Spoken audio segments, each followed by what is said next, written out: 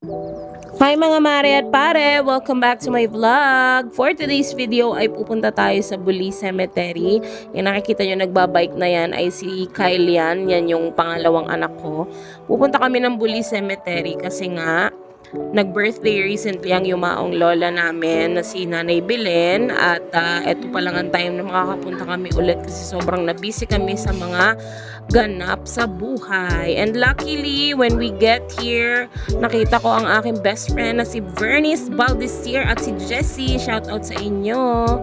And first is of course, pumunta muna ako sa tatay ni Barry para tirik ng kandila. Hindi ako masyado nakapag-video dito kasi nga medyo na-busy ako sa kwentuhan namin ni Vernice. At dumating na din si Daddy. Yes. At ayan si Nanay Belen. Napakaganda talaga ni Nanay.